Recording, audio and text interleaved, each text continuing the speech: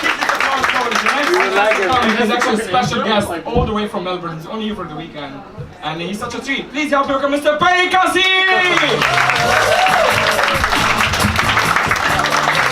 Good evening, guys. How are we? Yeah. Good. All right, this guy. All right. Very loud, very proud. That's good. I'm very happy to be here. I am from Melbourne. It's exciting to be doing comedy in Shanghai. I haven't done comedy for a little while. I took a little bit of a break, but I still love to watch live comedy. You guys like watching live comedy? Yeah. Only that half of the crowd, which is concerning. Yeah. Well, that's what I was going to say. You didn't answer though. So. No, but I do love to watch live comedy. I was at a gig not too long ago actually, and I was at the back of the room. And there was this comedian on stage, and she was telling this joke, and she has this throwaway line where she goes, because women never get to come. Right? She throws this line out, and it gets a big laugh throughout the audience, ripples all the way through the audience. Mostly women, men didn't love it so much, but the women are laughing at it. And where I'm sitting at the back of the room, I'm sitting next to a couple, right? So I'm sitting next to the boyfriend, and in front of him is the girlfriend, and the girlfriend is laughing so hard at this joke that it visibly makes the boyfriend uncomfortable. So he doesn't really know what to do with himself, so he sort of leans in and rubs her shoulder, and she just gives him nothing. She just keeps laughing, and then he sort of sits back uncomfortable, and then he doesn't know what to do again, so he sort of leans in again and rubs her shoulder, sits back, assesses, then he goes to lean in for the third time. I was like, mate, I don't think the clit's there either, to be honest.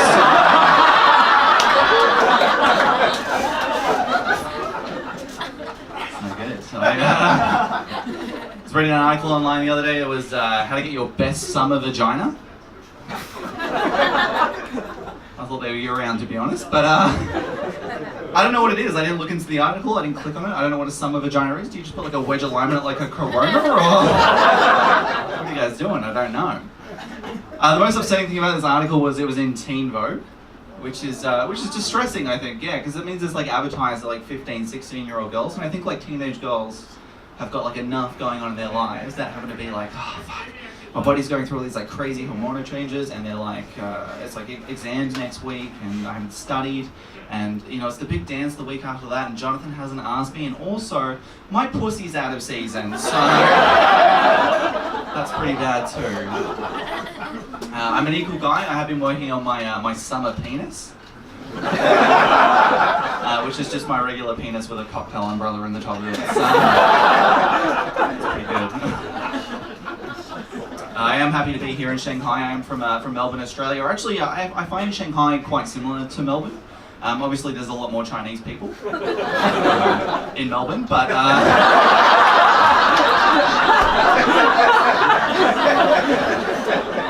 You're all there. I don't know what you're doing, but you're there. I do love to be here. It's a big city. This is my first time in Asia, so I didn't really know what to expect, so I had to sort of brush up before I came over here.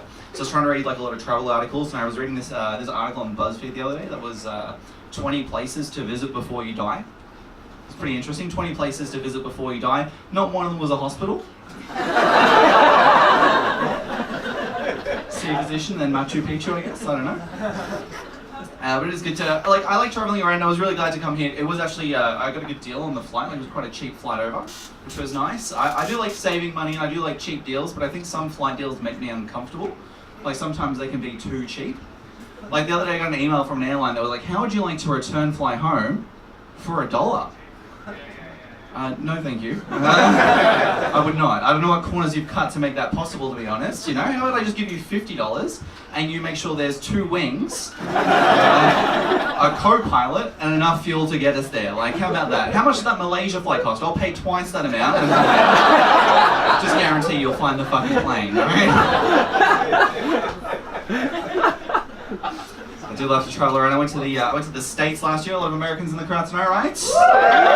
Love the States. It was a bit of a weird time to go to the States though, because it's a bit of a country in turmoil at the moment. I was there, and they had all this stuff going on. They had all this stuff with Korea. There was all the racial tension. They had like Nazis were making a big comeback over there. You guys see all the Nazi stuff? It was pretty uncomfortable. Especially for me, because like a good percentage of my friends are actually Nazis. That percentage is 0. That's a good percentage of Nazi friends to have. Some of you are looking at my haircut like, how much does he actually hate the Nazis? It's a fair bit. I was in America and I was traveling around. I went through a lot of national parks. I went to Yosemite National Park, which is a big, beautiful national park in California. And I was a bit worried about bumping into some of the wildlife over there because they got crazy, like they got mountain lions and bears and stuff like that.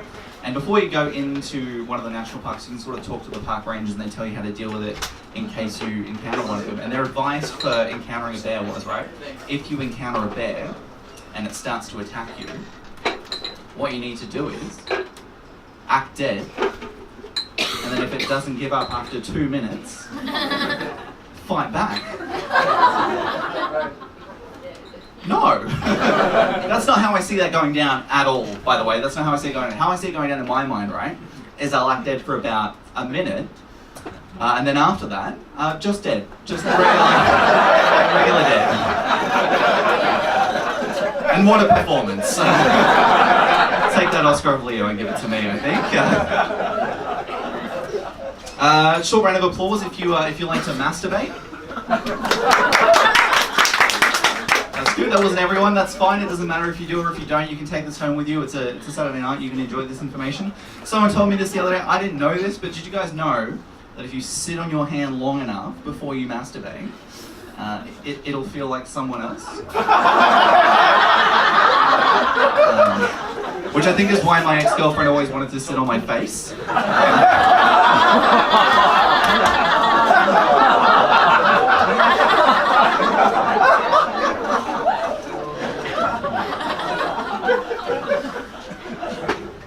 I was sleeping with a girl recently, thank you. And we're about halfway through.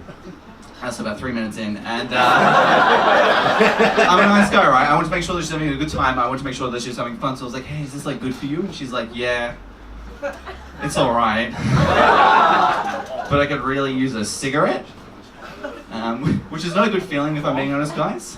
When you're inside of someone, you're like, "Hey, is this like good for you?" And they're like, "Yeah, but you know it'd be better. Cancer."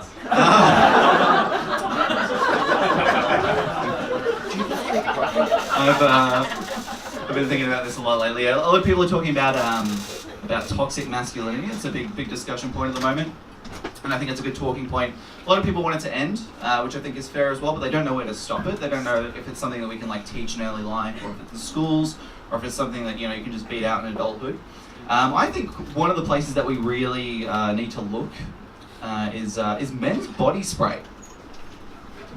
Not everyone's coming with me on this, that's fine, let me take you on the journey. I don't know if you guys have ever seen men's body spray and women's body spray side by side, but women's body spray, right, they've got names like Summer Breeze, right, or Winter Breeze, or the Summer Breeze. I don't know, I didn't do that much research into the women's ones. But the men's body spray, right, they have some of the most toxic masculine names on the planet. So these are some by Axe is the main body spray here, right, yeah, so these are some that I've seen by Axe. There's also Links in Australia, it's the same thing. But just a bit of backstory about back home. These are some of the names I've seen by Axe. It's Anarchy, Adrenaline. This is one by Adidas. This is my personal favorite. Force. Force. Like I don't know if you can do that. I don't think you can have a fragrance for assault. I don't know if that's okay. And the thing with these products is, right, they market these sprays to men, like they're attributes that women would want, that women would never want. Right? So all the ads are like this. So this is one that I saw for Axe online. It was basically, there was this burning building, right? Fire truck pulls up, and the fireman gets out, covers himself in this Axe body spray, and he runs straight into this burning building. He grabs a beautiful woman, saves her. And because he put this body spray on, he didn't perspire, so that gave him like the confidence. And also apparently the entitlement to just grab this woman and start making out with her. Which is pretty unprofessional for a firefighter, I will say that. Where's HR on this, Like, didn't ask if she was okay, didn't ask if she needed medical assistance, didn't even ask if she had a boyfriend, which if she did, dead. He was in this building, he would have been dead, he's gone, right? And all the ads are like this, right? They're never like a guy and a girl go on a date together. And they pull up at the end of the date in the car, and the guy's like, "Hey, do you want to come in?" And the guy's like, "Yeah, that'd be nice." And then the ad flashes back to earlier in the evening, and the guy's jumping in the shower, he's getting ready for the date, he's sitting in the shower, he's so excited for it. Then the ad flashes forward, and they're making out in the living room now. They're getting pretty hot and heavy, And he puts his hand on her leg and he's like, are you sure you're ready for this? And she's like, yeah, I am. And then he starts fingering her. And then it flashes back to earlier in the evening.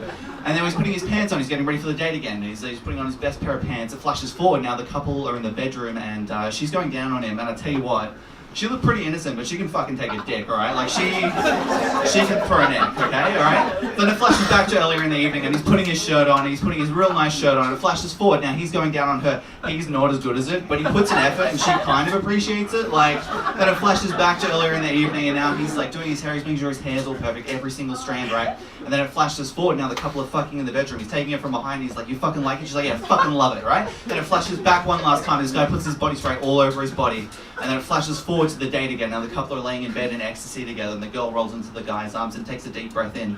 Consent, the new fragrance by Axe. Like, it's never like, I've been Perri Cassie, guys. Enjoy your night. Thanks so much.